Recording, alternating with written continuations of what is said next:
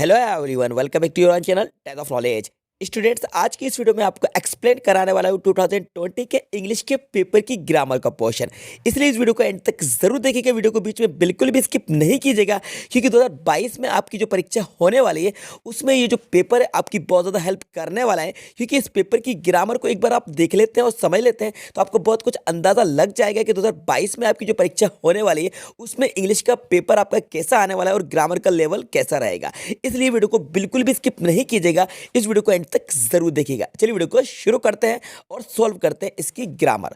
तो आप सबसे पहले इस पेपर को देख लीजिए। ये एमपी बोर्ड का 2020 का इंग्लिश मीडियम का पेपर है, मतलब कि ये जो इंग्लिश है ये स्पेशल इंग्लिश है, इंग्लिश मीडियम का ये पेपर है 2020 में जो परीक्षा हुई थी उसका। ठीक है, तो हम यहाँ से ड्रैग करते हुए डायरेक्टली चलते हैं सेक्शन सी पर और हम सॉल्व करने वाले हैं आज इसका सेक्शन सी, मतलब कि ग्रामर का पोर्शन। ठीक है, तो ड्रैग करते हुए हम जल्दी से आ जाते हैं सेक्शन सी पे। ये रहा हमारा सेक्शन सी, जो कि हमारा ग्रामर का पोर्शन है, जो कि काफ़ी ज़्यादा इंपॉर्टेंट है। ठीक है बच्चों, ग्रामर चेंज नहीं होती है, आप सभी को पता है कि इस बार आपकी बुक चेंज हो गई है। फर्स्ट फ्लाइट आपकी बुक चल रही है, तो ये जो बुक चल रही है तो बुक चेंज हुई है, लेकिन ग्रामर का लेवल जो है वो वही रहेगा, आपकी ग्रामर चेंज नहीं हुई है। ठीक है, बुक जरूर चेंज हुई है लेकिन ग्रामर आपकी वही रहेगी। इसलिए आप ग्रामर को देख लीजिए कि किस टाइप से ग्रामर के क्वेश्चंस आपकी प्रीवियस एग्जाम्स में पूछे गए हैं। तो हम सेक्शन सी के ग्रामर पोर्शन पर आ गए और ये हमारा फर्स्ट क्वेश्चन। तो देखिए इसमें आपसे कह रहे हैं she is blank space European girl. Option आपके सामने ए और एन। आपको भी मेरे साथ में प्रैक्टिस करते जाना है और करेक्ट आंसर आपको गेस करते जाना है। अगर आप चाहे तो इस वीडियो को यहीं पर पॉज करके कमेंट्स बॉक्स में जाकर कमेंट्स करके मुझे करेक्ट आंसर बता सकते हैं। सो स्ट्रेट इसका राइट आंसर होगा आपका ए। ठीक है, इसको आप पढ़ा जाएगा, शी इज अ यूरोपियन। अब क्यों होगा ए, ये समझ लीजिए। ये जो वर्ड है इसको पहली बात तो यूरोपियन पढ़ेंगे। ठीक है, यूरोपियन। और ये जो ई है, ई इसमें साइलेंट है। यू जो है, ये जो यू है, यू आपको या का साउंड दे रहा है। किस चीज़ का साउंड दे रहा है? या का। तो स्टूडेंट्स याद रखिएगा, जब भी यू आपको या का साउंड दे तो वहाँ पर आपको ए लगा देना है, और जब यू आपको आ का साउंड दे तो आपको वहाँ पर एन लगा देना है। ठीक है, जैसे अम्ब्रेला होता है, एम्पायर होता है, अनसीन होता है, वहाँ पर आप एन लगा दीजिएगा।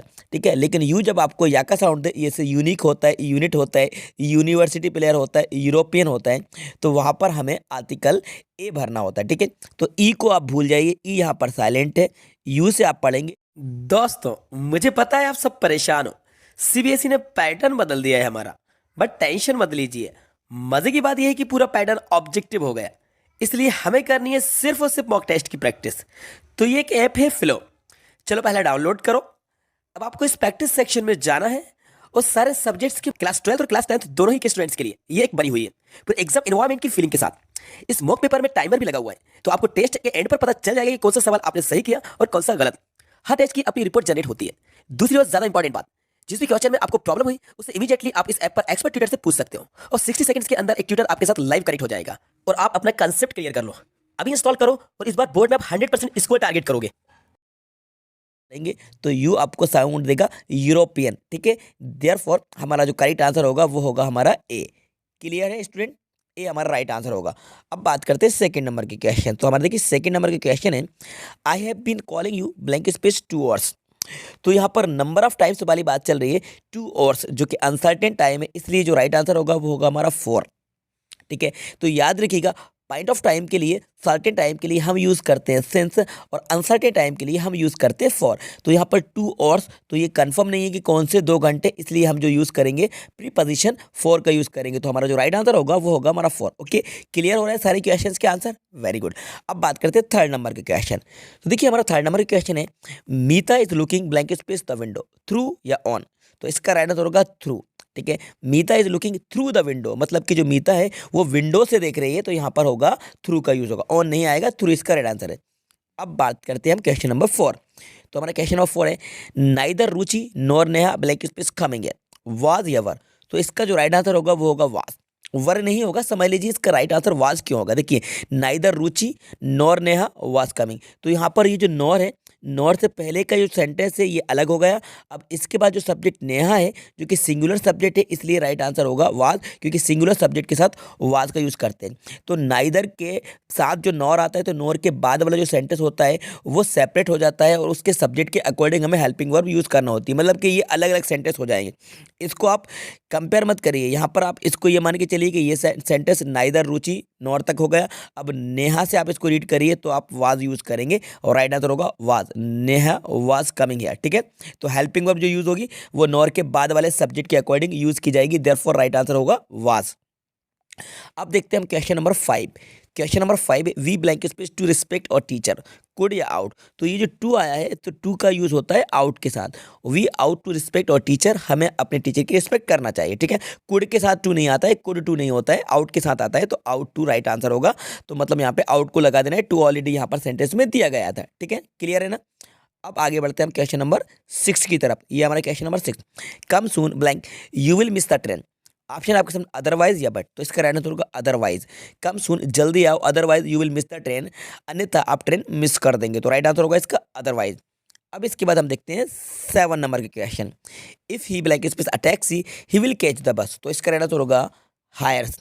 If he hires a taxi he will catch the bus, यदि वह टैक्सी हायर करता है तो वह बस को कैच कर लेगा, ठीक है। तो राइट आंसर होगा हायर्स, क्योंकि यहाँ पर ही सिंगुलर सब्जेक्ट है, इसलिए यहाँ पर वर्ब में एस का यूज किया जाएगा। If he hires a taxi he will catch the bus, तो राइट आंसर होगा हमारा हायर्स, ठीक है। अब आगे बढ़ते हैं क्वेश्चन नंबर 8 की तरफ। हमारे question number 8, never lean blank space the wall, right answer against या विथ। तो इसका आंसर होगा against. Never lean against the wall, तो अगेंस्ट मतलब होता है के सहारे, मतलब कि दीवार के सहारे मत झुको। तो यहाँ पे नेवर लीन, तो लीन मतलब होता है झुकना, किसी का सहारा लेना, तो never lean against the wall, तो राइट आंसर होगा अगेंस्ट। अब बात करते हैं हम क्वेश्चन नंबर 9। तो ये हमारा question number 9, will it make blank space difference to you, some या एनी। तो स्टूडेंट्स इसका रहना तो होगा हमारा एनी, क्यों होगा, बिकॉज सेंटेंस इंटरोगेटिव और इंटरोगेटिव सेंटेंस में हमें एनी का यूज करना होता है। Will it make any difference to you, ठीक है। तो राइट आंसर होगा हमारा एनी, बिकॉज सेंटेंस जो है वो हमारा इंटरोगेटिव है। अब आए थे हम क्वेश्चन नंबर 10 की तरफ। तो हमारे क्वेश्चन नंबर 10 है, this is the place blank space I was born. तो इसका रहना होगा आपका where. This is the place where I was born, ये वे जगह है जहाँ पर मेरा जन्म हुआ था। तो यहाँ पर हम वेयर का यूज करेंगे, जिसका मतलब निकलेगा जहाँ, ठीक है। इसके बाद हमारा है 11 number question, he was accuse blank space murder, तो ऑफ या टू। तो क्वेश्चन हमारा जो 11 नंबर का, इसका रहना होगा आपका ऑफ, क्योंकि अक्यूज्ड के साथ ऑफ का यूज किया जाता है। He was accused of murder, तो अक्यूज्ड ऑफ मतलब होता है दोषी होना, तो मतलब कि वे हत्या का दोषी था। He was accused of murder, तो अक्यूज्ड के साथ प्रीपोजिशन ऑफ का यूज करते हैं। अब बात करते हैं हम 12 नंबर का। तो 12 नंबर का, we must abide blank the rules of road by या विथ। तो इसका रहना तो होगा आपका बाय। जी हाँ, अबाइड बाय का मतलब ही होता है पालन करना, मान लेना, नियमों का पालन करना। We must abide by the rules of road, मतलब कि हमें रोड्स के नियमों का पालन करना ही चाहिए, ठीक है।